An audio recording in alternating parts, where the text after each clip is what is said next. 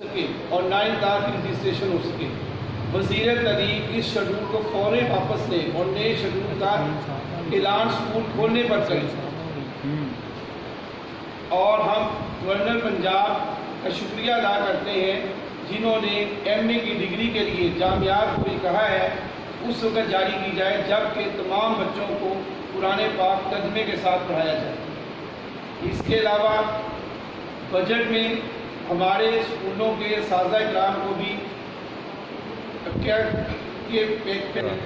میں آپ کو اپنی ایک مثال اپنے علاقے کی دینے لگا ہوں۔ میں جوہر ٹور میں رہائش پذیر ہوں۔ میرے گھر کے سامنے 2 کڈس اسکول تھے، 2 برج اسکول تھے، 2 میڈیکل اسٹف تھے۔ یہ 6 کے 6 اسکول پچھلے 1 مہینے میں اسکول خالی کر کے اپنا فرنیچر اٹھا کے لے کے جا چکے ہیں۔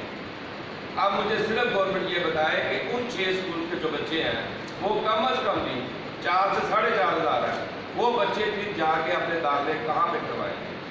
اگر گورنمنٹ ہمیں اسکول میں نہیں دیتی کم از کم اسٹاف کو دے، یہ دیکھیں کہ کن کی بلڈنگ ٹرینڈ پہ ہے۔ یہ سارا کچھ اگر گورنمنٹ جا کے یہ معاشرہ اتنا ترقی کر چکا ہے، ہر چیز اپنی ٹیکنالوجی ترقی کر چکی ہے، آیا گورنمنٹ 15-20 دن لگا کے یہ کام نہیں کر سکتی کہ کس اسکول والے کی بلڈنگ جو ہے کرائے پہ ہے، کس کے اسٹاف کو سروس ملی ہے؟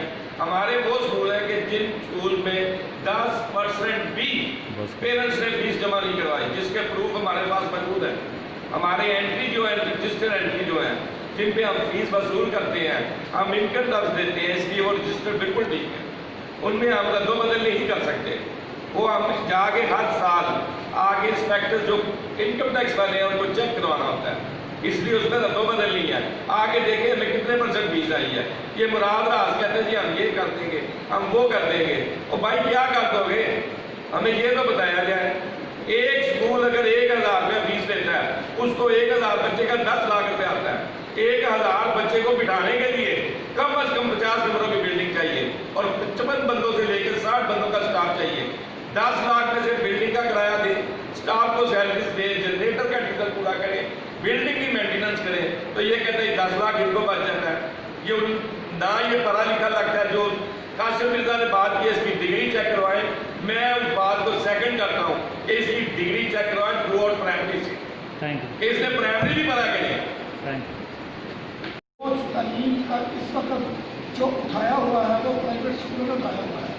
4 3 مہینے سے فیسیں نہیں مل رہی، تو جناب احتجاج ہوگا۔ پھر اگر ایسی بات ہوگی ٹھیک ہے ہمیں اسکولیں کھولنے نہیں دیں گے، لیکن ہم اس کو باقاعدہ ایک پلاننگ کر کے میٹنگ کر کے احتجاج کریں گے کہ کوئی پیکیج دے، کم از کم اسکول آنرز کہاں سے دیں گے پیسے؟